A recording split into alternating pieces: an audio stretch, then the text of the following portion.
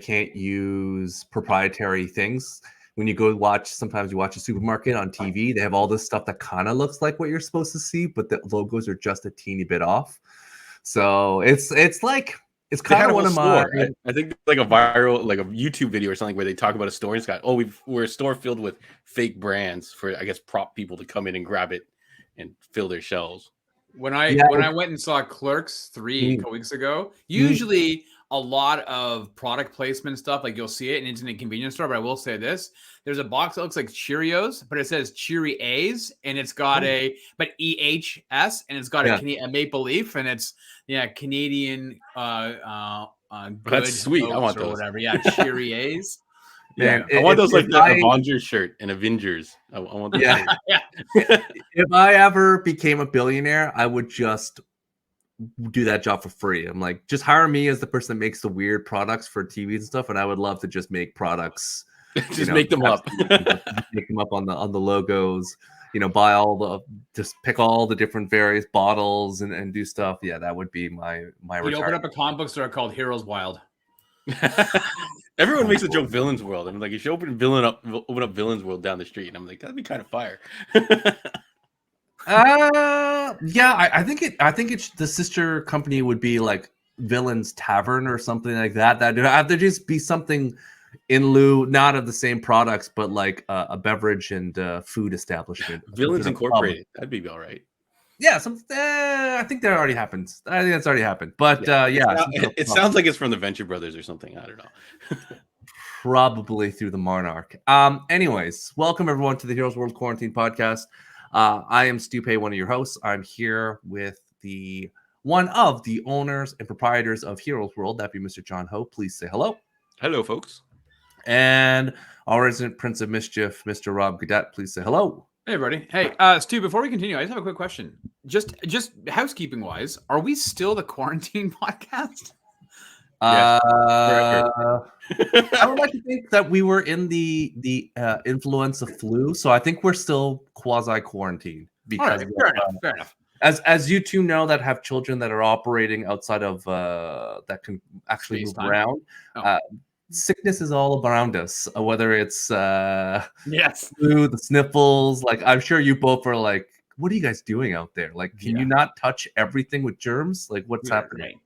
Why do you have dysentery today, son? Well, I don't know. I was licking the door handles. Now I can't stop crapping my pants. Well, there we go. Well, John's kid has a problem with scurvy. There's clearly not enough fruits and vegetables. So, John just opened. John is none of oranges. No. John is a good agent. Just basically every morning he opens up a can of Spam and just puts it in front of him and gives him a spoon. Is like, here you go. I'll see you later. Here's some Spam. Carry on your day. Cooked. It has to be cooked Spam. You can't just eat it raw.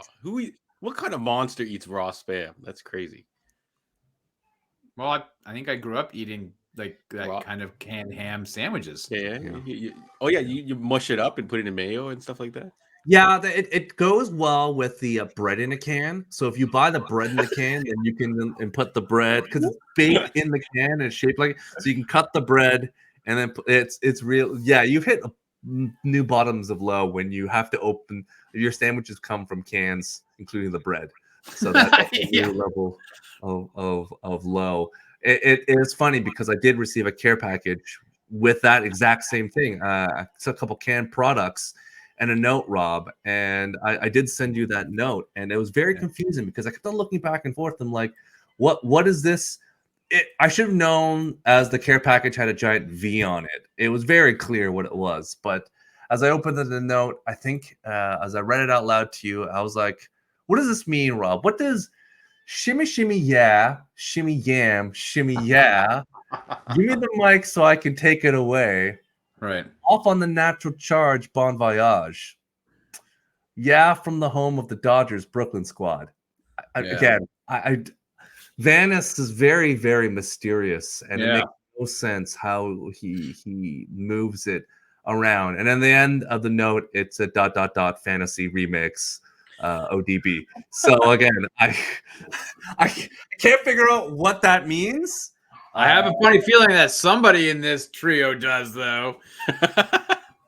I can't imagine who would love Mariah that much that would go to that lengths, but I don't know.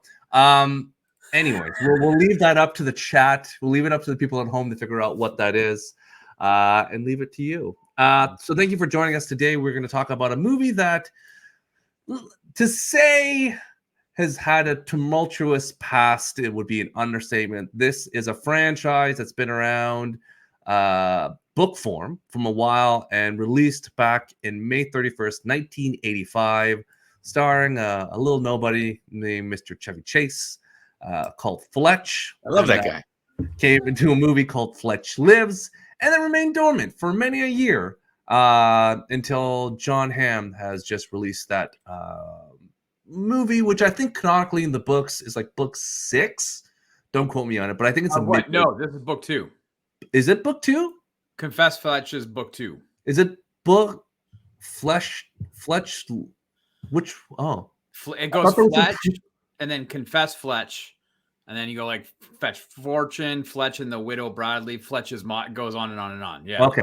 Fletch that's so Fletch. Prequels. And that's so Fletch. Yeah, I'm thinking they're prequels, right? Because I think Fletch 1 is the one where he starts working in the newspaper industry. Then there's Fletch 2, and then there's like, and then that's it. That was the last of the books in those publishing order. Yeah.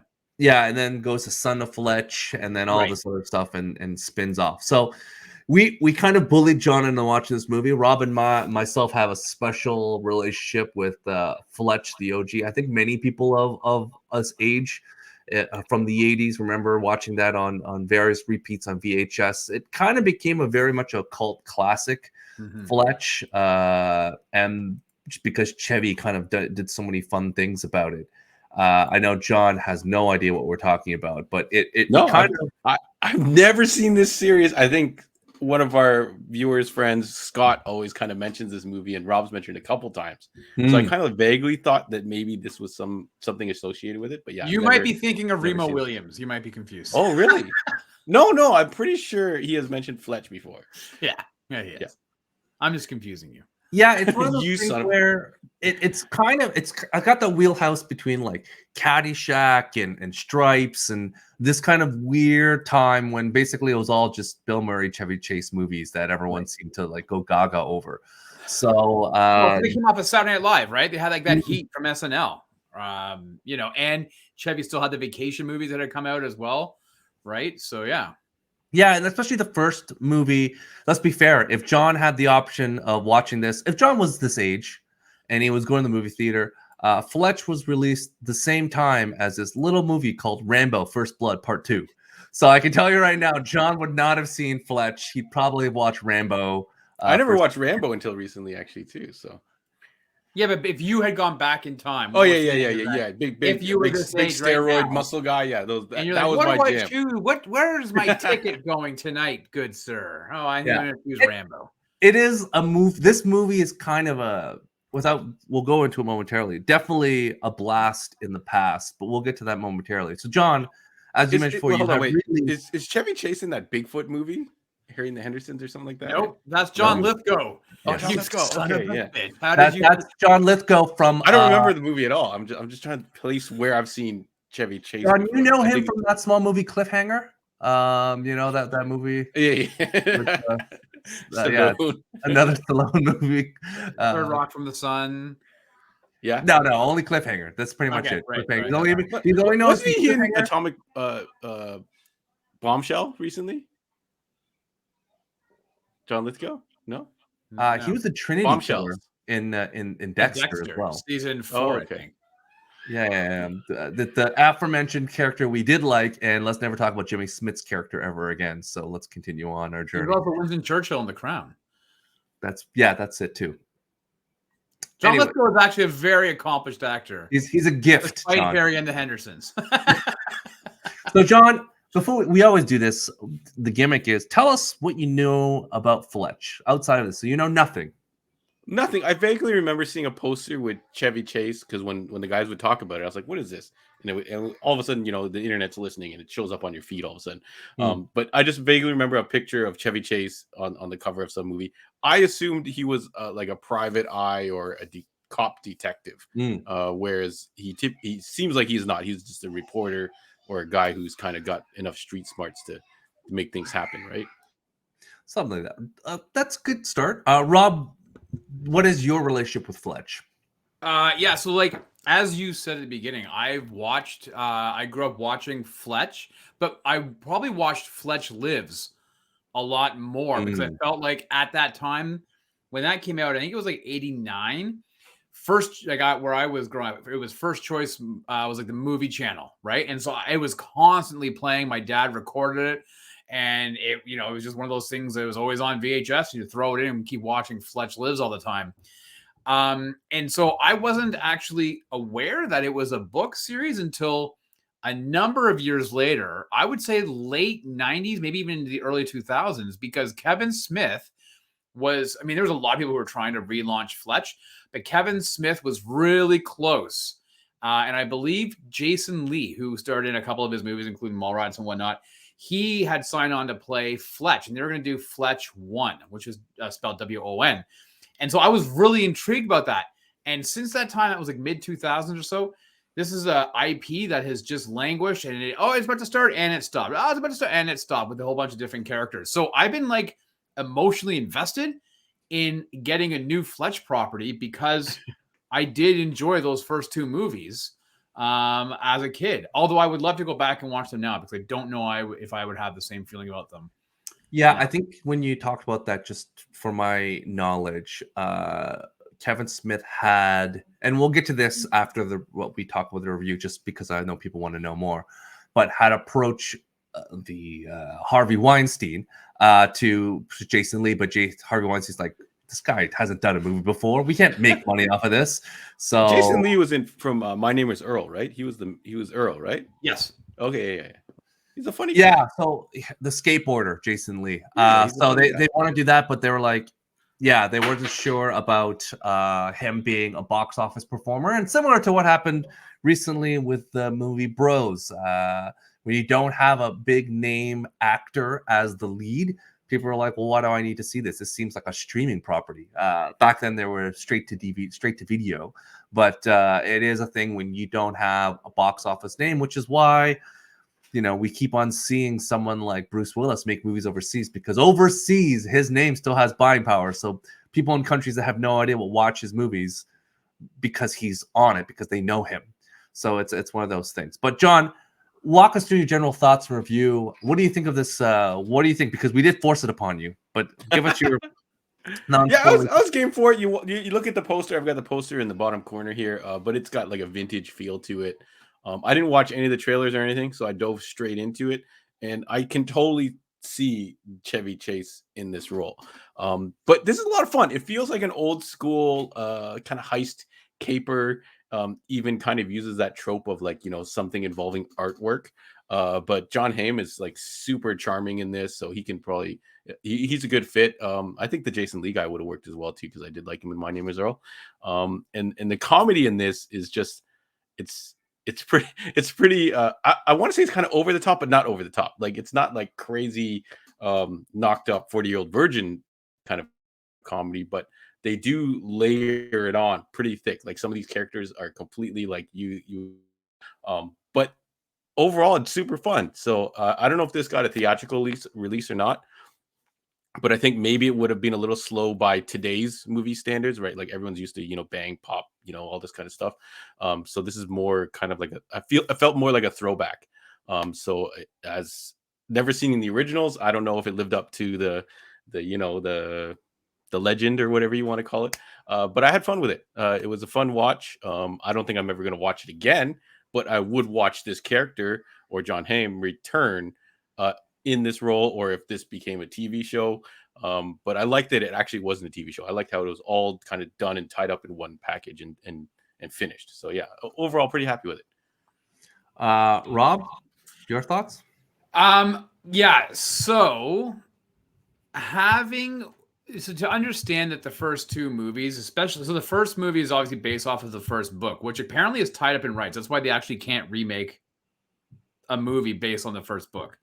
And the second movie, Fletch Lives, was not based on any book. It was on a whole other property. My understanding is that, you know, as the time is, oh, this is a guy who was a newspaper reporter, but he always dressed up like he was always using disguises. He would always be in disguises as a character or this and that. And that's how he was doing his investigative reporting, because that's very much Chevy Chase in the 80s, right?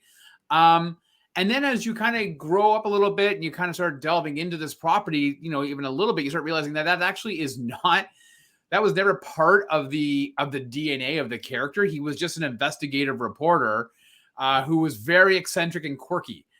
And so for me, I really liked this version of Fletch because I felt it was a lot more, I guess, and I haven't read the book, so I could be talking on my ass, but it felt like it was a bit more true to the original idea of the character and not so. Well, it sounds like they tailored the other one to Chevy Chase's strength. Exactly. Right? Yeah. It was almost as if like had Eddie Murphy in the role, beards and everything else like that, right? Playing a sultan and stuff. Like it was just ridiculous. So sounds fantastic. The time, Rob. It's just like the little Dana Carvey movie called Master of Disguise. Master of Disguise, a turtle. Where he's a turtle. Yeah, which is the only thing anybody remembers about that damn movie. But to be very so, anyways, I will say, like, I wish that, and I'm really glad that we're reviewing this today because I think people should have an opportunity. They should be going out and seeing it. I hope that they do make another one. This felt like a very low budget movie, and so I do have some there was just some issues with it. But overall, I really enjoyed it. I own this movie now, and I will go back and watch it because I think it's one of these ones that's kind of fun. I can throw on, and it's a very quirky version of Knives Out. Do you know what I'm saying? Like, we got a pretty cool mystery with Knives Out a couple years ago. This is a quirkier version of that a little bit. So what you're saying is that Jon Hamm should be 007 James Bond. Is that what you're saying? Too old. He's too old, man. That's what it is. He's too old. Not the fact that he's not British, but too old. Yeah, Jimmy Bond. They did that already in the past. So at any rate, I'm a big fan. We can get into spoilers, but Stu, what are your thoughts on this? Yeah, I think I follow you, Rob, in terms of Fletch as a kid. I remember watching it a lot. I all those movies of that time period, because frankly, it's not like today where there's new content every hour, every day, every moment, and a backlog of libraries who could download and watch everything. Back then, it was whatever City TV was playing in the late whatever night slot. You or your network of friends had copies on VHS of what you watched. I still, like I told you before, I remember borrowing John and my old friend Chad. I remember borrowing his old VHS tapes of Street Fighter, the animated series, and I would borrow them and watch them. I think he got them from Hugo. That's where I can imagine that's a name from Blast from the Past, John. But I think that's maybe where it is. This is old school, folks. Before the internet, what you had to do was go to meets at the universities and stuff like the grassroots of stuff like Anime North, and you would exchange VHS tapes with people. And some people would get fancy and make super nice labels. And this is before anyone had their own color printer and stuff like that. So people were like drawing these labels themselves, or going to a print shop and getting them printed. How ridiculous is that?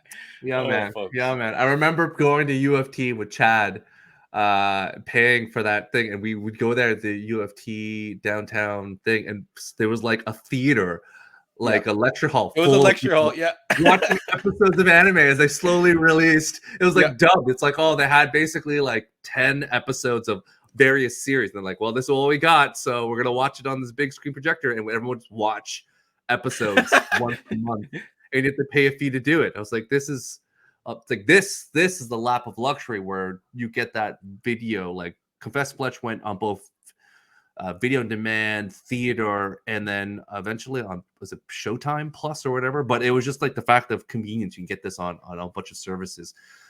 So yeah, no, I'm definitely enjoyed watching it. It has a throwback feel because yes, this book was written a long time ago. John, to your point, it has that feel, and the music and everything, like a lot of the style. Everything feels like this movie was made in the 90s, which has a nice part to it. But I don't know how many people of the young folks will enjoy, because it's not the same level of comedy as, a Bridesmaid. Yeah, it's not like every 3 seconds there's a bit and a gag and something like and someone doing crazy things on screen. I think, John, to your point, Jon Hamm is very subtle in his comedy, and there's a lot of nice quips. But it's also more the things they say. It's like the dialogue is really funny. It's not like but the I feel guy like it's a falls little, over. yeah, I think unlike the other ones where it's like solely based on improv, this is maybe there's a little bit of it, but this is clearly dialogue that was pre-written and it's all about execution, and I think it's done very well. There's like little things maybe they could change, but I thought everything was done very well and it made sense. So we're gonna go into lots of different thoughts. But John, what do you give this movie out of 10? Yeah, so out of 10, in the theaters, I think I probably would have gotten a little bored. So I'm gonna knock it a little bit. I would give it maybe. But you didn't watch it in theater, so Yeah. what do you give it? Yeah, we didn't watch it in theaters. I watched it at home. Fun streaming. It definitely head and shoulders above a lot of the other stuff that we've seen that went straight to streaming and stuff like that. I want to give it like a 7.5 out of 10. If we could do halves. John, how long have you been doing the show? I'm just saying. I don't know. Yeah, I forget. You know what I say, Stu? I say 5 stars, man. 5 stars. You're so used to giving 11s that I don't even recognize what it is before 5s. Sorry. Yes. Yeah, Rob, what about you? I'm gonna give it an 8.5. Whoa, hi. Yeah, I'm gonna go in the middle. I'll go an 8 as always. I think an 8. All right. So those of you, I think we can all recommend if you have the opportunity to watch the movie, go watch it. In terms of family appropriateness, I would say you probably want your kids to be a little bit older. I think there's the one explanational scene where Fletch is having coitus with a woman, but other than that, I think there's 2 scenes that just kind of drop out of nowhere. I don't think they were really necessary if they wanted to get away with a lower, like not a lower rating, but I guess family friendly rating. What would you recommend? Rob would show his kid anyway, so that Rob's not the perfect example. Yeah, I don't remember. It wasn't like gratuitous. Like I know. Yeah, but in terms they didn't show anything, but you definitely know what's going on. Yes. But John, what would you say? Like the Avengers movie, it's okay for Iron Man to tell the Hulk, "Hey, stop hiding the pickle between Hulk and Black Widow." Those are just words. This show things. This is the woman actually like on top of the man. Top. Yeah, there's a lot you can see there. So yeah, I would not recommend it for kids because of those 2 scenes. Okay. Yeah, I would say teens is where you're at. Teens. Yep. They'll appreciate it. Plus, get away with tweens, you'd be fine. Get away with what? Tweens. If you're 11, 12. Yeah. Some of the jokes might go over your head. I'd say teens. I'm with teens. 11 or 12 being bored. Like, would your son want to do? Like, maybe you need a little more time for him to even watch. No, but he's not. Yeah, this is too smart for him. He'd be like, "Dad, this is boring." Oh my God, is somebody gonna get shot soon? Like, no, sorry. When's the car chase? Yeah, exactly. Where's Vin Diesel? Where's the family speech? Does he have a mask and he puts it on? Like, what's happening? Yeah, when does Jigsaw show up? Anyways, all right. So thank you all our recommendations. Go watch it. But if you want to know more, we're gonna do our spoiler talk now, John. So throw it up. Those of you who are somehow watching this, the spoiler tag is up or listening at home. We are talking spoilers. John, give us your list of things you liked about this movie.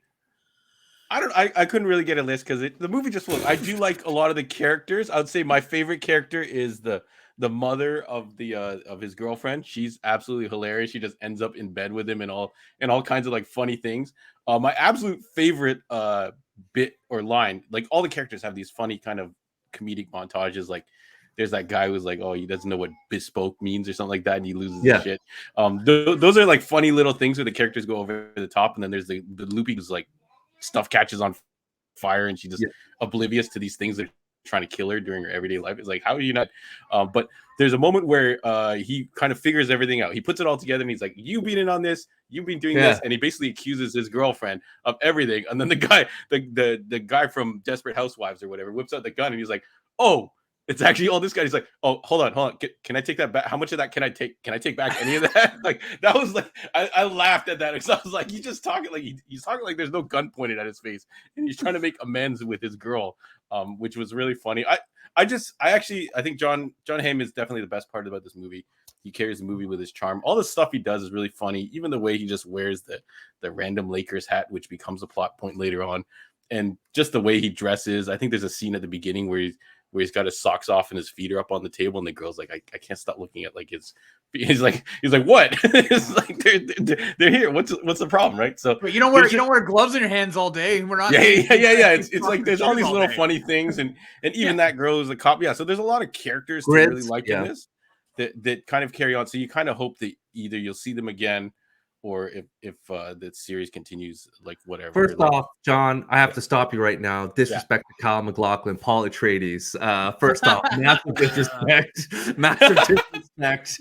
I don't know where to begin, John, when you don't refer to him as Paul Atreides or Dale Cooper from Twin Peaks. That's or even the mayor from Portlandia. Those are the three things that allow you to call Who is it, guy? Is this a Desperate Housewives guy?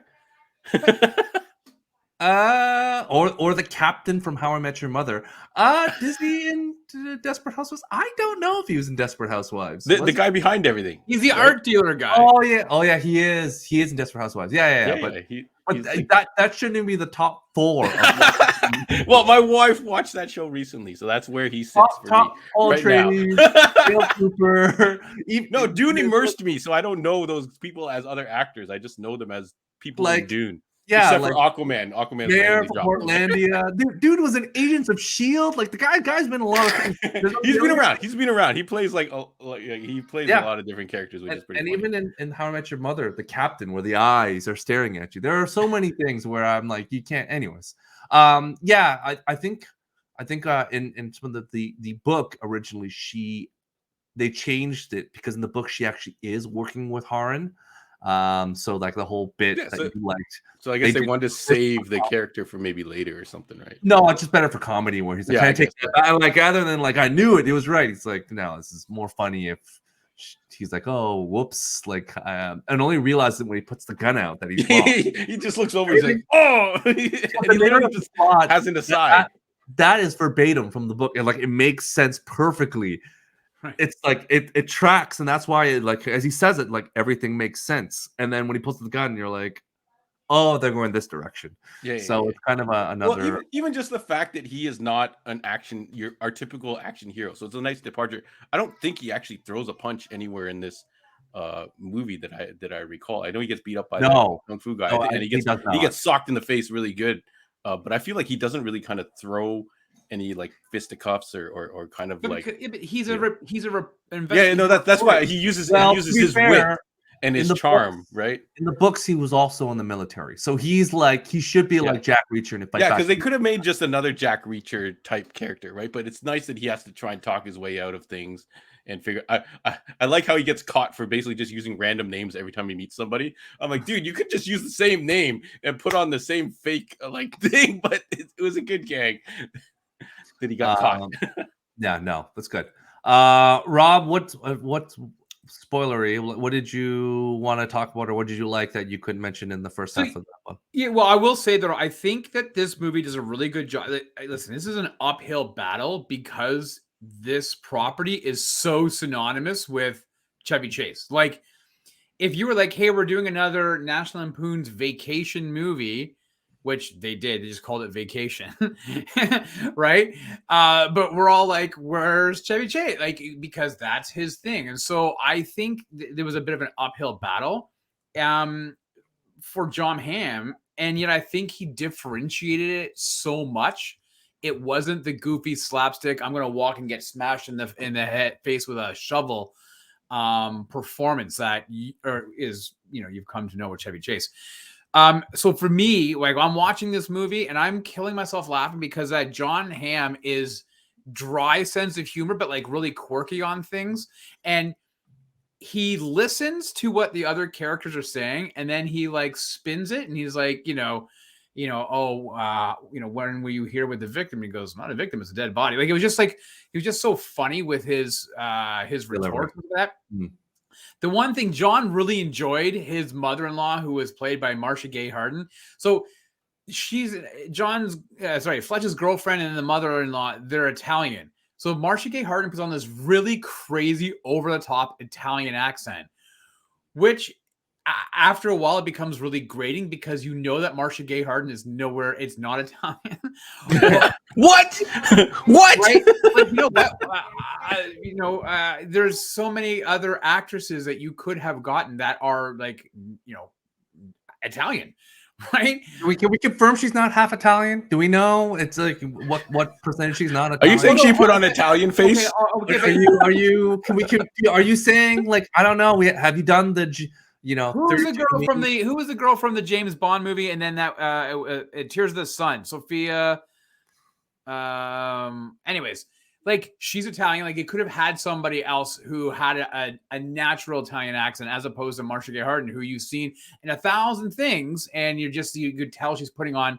It's Marcia Gay Harden, not the Italian mother-in-law, right? So that's all I was saying. It kind of took me out a little bit of it, but. That all being said, you just keep on thinking that she's in 50 Shades of Grey. That's the problem with you, really. I think she's from Cali, Texas.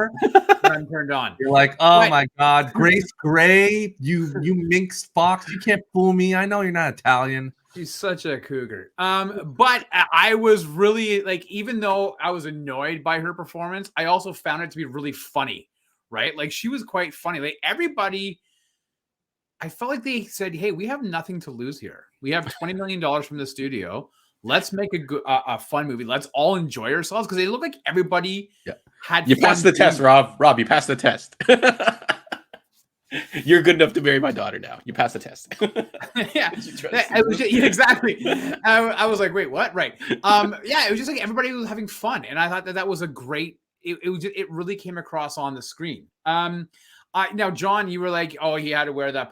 That's like synonymous with his character. He's a Lakers fan, like a diehard Lakers fan. He always has that purple cap on, right? It looked really funny because he's wearing like his suit and stuff, and then all of a sudden he's got this beat up hat on. And like, these books were written in like the 70s, right? I think the first one was like 74, and this was like 76 or maybe 75 and 78, whatever. Yeah. But like, I thought they did an excellent job translating that information, bringing a bit more modern day. Admittedly, that first scene when I turn it on and I see him on his moped, and I'm like, oh no, this is like, what have I done? Why did I spend $30 to buy this? But the movie redeemed itself. I thought Greg Mottola did a fantastic job adapting the book and then directing it. And I really do want to see another movie in this universe, because I think that it, it's a bit of a palate cleanser. Like we said, it's a throwback to 90s kind of quirky comedy movies that are, those whodunit type movies, but they're not too serious. And it's really nice to kind of have that juxtaposed with all these massive type of movies that we're getting nowadays, these convoluted, Marvel movies or DC movies or whatever, right? It's just really nice to have something that we can put on and be, hey, that's kind of funny. That's kind of cool. And for me, I will rewatch this because it does have that nostalgic factor of being a really kind of fun, quirky little whodunit movie. I like those mystery type things. So it's kind of like one of those old murder mystery procedurals, I guess, of that era, right? Yeah, kind of, right? But again, it ties itself up, doesn't leave a loose thread for like, oh, there's more, and we're not going to show you. Right, and I think the appeal and charm of Jon Hamm really carries it. The one thing also that kind of pulls me out is John Slattery. I feel like these guys can't be in projects without the other. Like, John Slattery is always in a Jon Hamm movie. Only you, John. John doesn't know. John's never watched Mad Men. He doesn't know anything's going on. It's fine. Yeah, I don't. Which character was he? Exactly. There you go.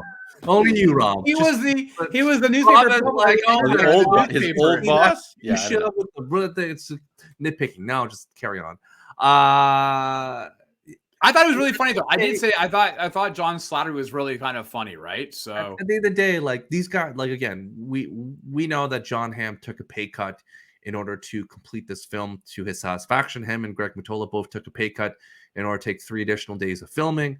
Yep. So we know that this matters to them, and they're willing to, defer their own pay. So I'm sure they asked, John Slattery to come, and he probably did a deferred pay to do him a favor. I know that Jon Hamm was on a podcast, Comedy Bang Bang, and talking about how John did him a favor, and then now Jon Hamm's going to do his film as a favor to him with kind of like a lower ended rate, just to get. This is how Hollywood works when you have a budget that small, because John Slattery could ask for much more money, but he probably did it for scale. Yeah, one of the things, John, that you probably didn't know either in the books, the character that was played by Slow-Mo, he is actually a different character name. In the books, it's Francis Xavier Flynn, who then the Gregory McDonald actually spun off into a bunch of other books. But Greg Mottola basically said we couldn't use that name because it belongs to somewhere else, or let's just say tied up for rights or whatever. But theoretically, that character is supposed to be, as you saw, the heel to Fletch. And why that, again, he's a Celtics. That's why there's a Kevin Garnett poster and or signed jersey, and then the Lakers, like, they're natural enemies, which is why the heel makes sense that he's a Lakers fan. And, you know, the Greg McDonald is from Boston. I think he went to Harvard and wrote for the Globe, so he's a Boston guy. So it makes sense that he would pick a guy that the Celtics' greatest rival.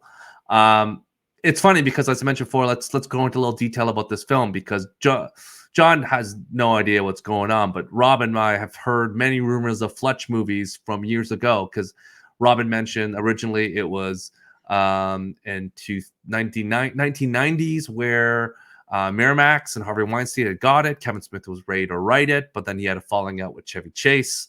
Thus, he got Jason Lee, but Harvey Weinstein was like, this guy's not going to make enough money. So then they got maybe Ben Affleck instead. August 2003, they were about to film, but again, they were trying to maybe get Brad Pitt or Jimmy Fallon. And then Smith was like, fine, we'll get this young actor named Zach Braff. Oh my God, Zach Braff. Zach Braff, but what about Bill Lawrence? Was he bringing Bill Lawrence along? So that eventually fell through in 2005. Oh, that would have worked. Then Smith was replaced by Scrubs creator Bill Lawrence. So Bill Lawrence came in. He was like, yeah, I'm going to do something with Zach Braff. Zach Braff left that role. So he's like, you know what, who I'll get? I'll get this young and upcoming actor, Jason Sudeikis, to do it. So Jason Sudeikis will be Ted Fletch. Lasso? Ted Lasso. And they're like, oh, that doesn't really work. Then the Relativity Studios that bought it with Sudeikis. And then there was a rumor that Joe McHale was going to do it. So Joe McHale was writing a script from Community. So he was going to be doing it for a time. And then that fell through. And finally, in July 2022, Jon Hamm basically got it done with Greg Mottola. But again, that's one of those things where these were the like Fallon, Affleck, Brad Pitt, Jason Sudeikis, Zach Braff. So all these things. And Zach Braff basically turned it down because he wanted to do his own film. And he basically directed a movie. He wanted to do a movie called Open Hearts, a remake of Open Hearts, which again is a Danish film, nonetheless. But that just goes to show that there's like this property is so beloved by a lot of people. Was it to rival 007? Like, this is a franchise before franchises were a thing, right? Yeah, but it's Miramax, not in the same league as 007. Well, it's the same 11 thing. movies, right? Yeah, like 10 seasons in a movie. It's the same thing, Rob. I would say Fletch and 007 are the same ethos. I just meant like in terms, it's not an action. It's a vastly. No. I'm just, we're all kidding. Who wins in a fight, 007 or Fletch? Fletch, because he's so wacky with his costumes. No, I think Harvey Weinstein, like to your point, was thinking that this would be Miramax's big movie property. So he was also visioning to be like, a bunch of movies, and then they would, do a cinematic universe back in the day and add all these different characters from the Fletch universe. So yeah, it's not a surprise. It is. It could have been like a CSI kind of formula type movie that they could have just cranked out, right? Yeah. So nonetheless, I think I thought that Confess Fletch had its moments. I really enjoyed the nice cameo again by Robert Picardo at the end, the doctor from Voyager. I'm like, yes. I've never seen you do an Italian accent before, but Picardo, I'm assuming you're Italian. So that was a nice thing to do at the end. And then to your hopes and dreams at the end when John Slattery was picking up and calling Fletch on the boat. That case is basically the lead up to the next book. So the whole thing is about, hey, when you're bored, here's this new adventure. So, if this does well on streaming or whatnot, and another slow budget film under, $20 million, I'm sure Jon Hamm can continue to crank these out without a problem and do a bunch of films until we get Son of Fletch, which with Dylan O'Brien. No. At this point, it would be the guy, Beast. What's his name? Nicholas Hoult? Sorry? Nicholas Hoult? Nicholas Hoult. Yeah, it'd be Nicholas Hoult. That dude would be John. Yeah, that has the same type of chin and everything else as Jon Hamm. That would be the thing. You got to get a British kid to do it. That's clearly the future of cinema. Get someone British. I do really hope that they do continue. I know that Hamm said that they were cracking the next story. The nice thing about it is you're like, oh, it'd be another nice adventure. And I'm thinking it is an adventure, but it's not an adventure that involves fisticuffs on his part. That was a nice thing about it. The guy doesn't carry a gun, doesn't use a gun. He doesn't, he dropped it in the ocean. He had a gun and then he slipped and fell off the boat and it fell, right? He's a bumbling idiot, but he doesn't use fisticuffs. He blamed the shoes. He was like, he's not picking up things of wood to save himself and stabbing people. He uses his smarts and a lot of good luck to get out of the precarious situations. I would say more good luck than smarts, because based on the movie, his smarts not thing. But it, considering every time they're like Marky Mark, and it's like, what's your name again?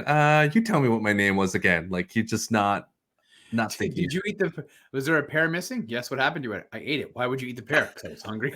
Wait, what's with this line of questioning?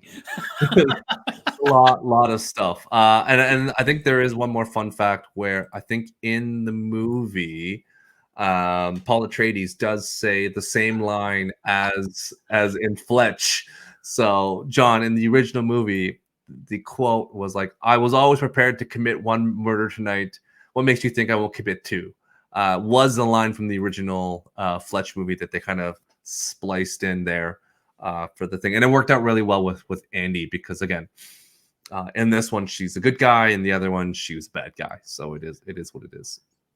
But yeah, all right. Chevy Chase cameo though. You guys weren't surprised? Did not see him? No, thank you. I'm good. Yeah, and also if you're trying to get out of this shot, differentiate yourself from that, why would you bring that and just remind people about? No, it's kind of the thing where it seems like a good idea. It's kind of like Mahershala Ali in Blade. We don't want to see Wesley Snipes show up as the old man sitting in a coffee shop drinking coffee. You just don't want that either. You just gotta let it separate. Maybe in movie 4, and there's a quick nod, but we saw what happened when you do fan service and you do it kind of poorly. Wonder Woman, I'm Looking at You, 1984. That was unnecessary, useless, and the worst. Haunted by my jubilance and excitement of that movie and utter disappointment. That movie is the memory is so good, because Rob, you were more so upset bad at Charlie Brown being Charlie Brown. So you were visibly, you were like, why aren't they releasing this now? The worst part is that it keeps coming up in my memories, all these podcasters are doing, and you're like, all right, they've moved it again. And I was like, this is bullshit. What the hell is Warner doing? DC's gonna lose. They should have canceled it. And we would have never known. We would have never been the wiser. That movie, man, oh man, we go back to it every single time, and it's one of the best misses we've ever had.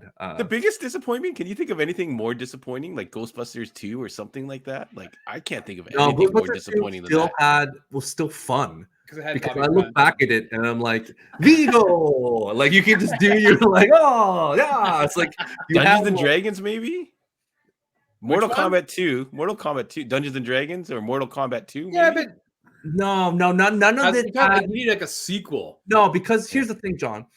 Wonder Woman, the first movie, was so good. That's the problem. It was a good film, and you're like, oh, they can just make it better. You knew what you're setting up for Mortal Kombat 2. Mortal Kombat 1 wasn't good. Mortal Kombat 2 shouldn't have been much better.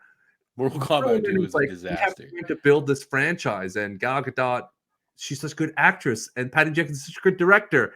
And then now you look back, you were like, are we sure that they're both A, a good actress, and B, a good director? Because everything they've done since has been Garbaggio. So really, really rough all around the corners. Like Patty Jenkins, like, what is she like? I don't think has she done anything? Nope. She's circling the Cleopatra. She had the Star Wars thing and all persona that. non grata, I think.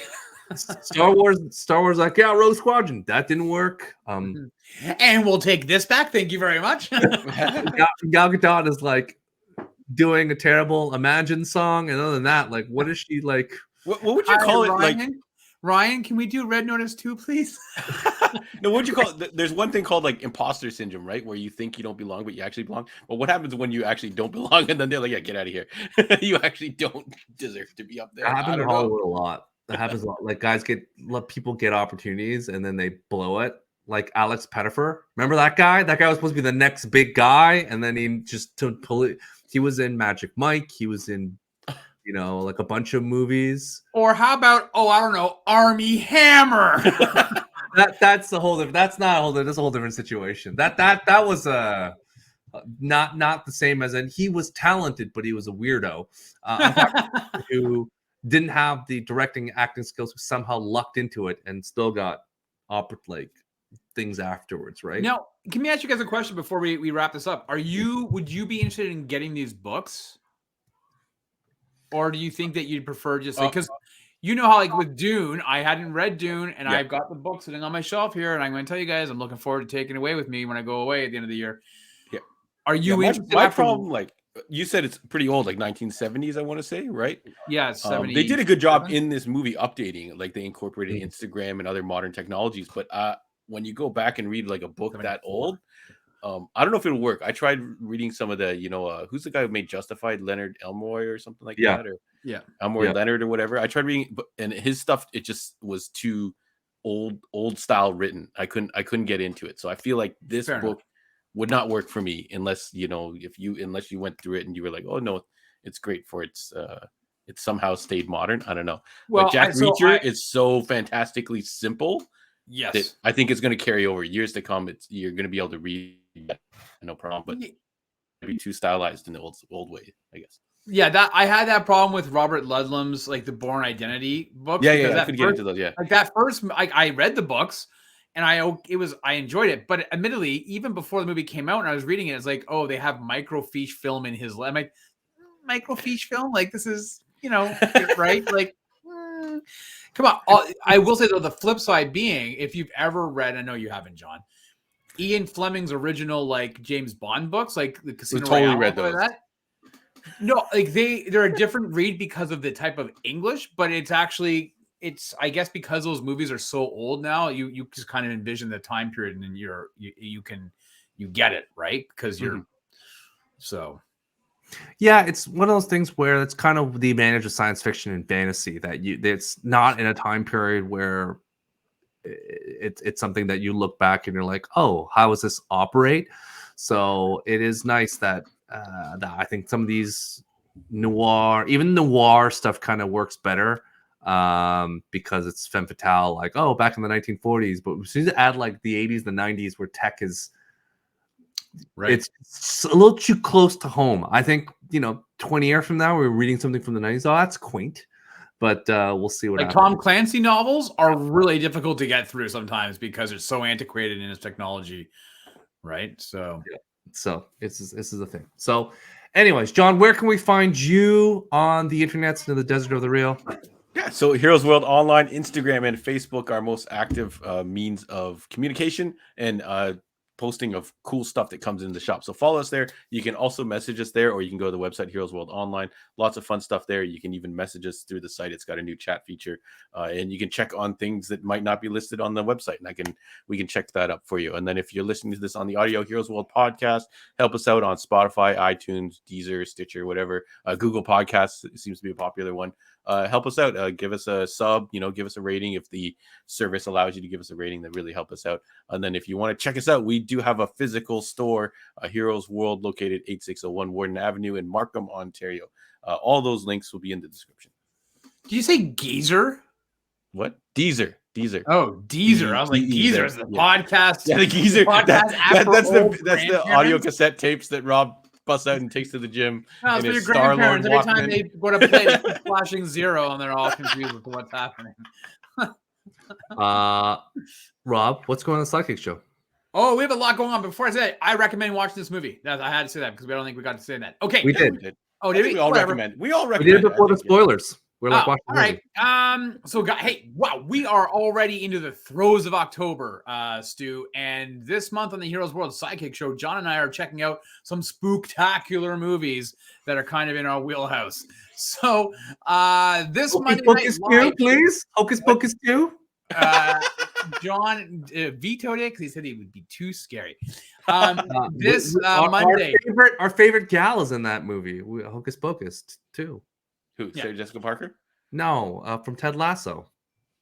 Oh, Game of Thrones. Hannah Waldron. Yeah.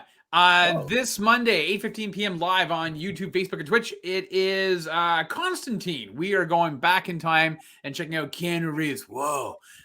In Constantine, which is currently streaming on Netflix in Canada. So if you haven't had an opportunity, guess what? You are hitting into a long weekend, my friends. It is Canadian Thanksgiving. And so you can check it out and then join John and I live 8:15 p.m. Monday night on YouTube, Facebook, and Twitch as we do Constantine. And then coming up, we've got Doctor Strange Multiverse of Madness, some Ghostbusters, Afterlife, and Blade 2 coming up around at the end of the month. So definitely a lot going on. And Hocus Pocus 2. Hocus Pocus. I saw a giant inflatable Hocus Pocus, like of the 3 girls. I wonder if they get a cut of that. Like, no, they do not. Yeah, No. What a shame.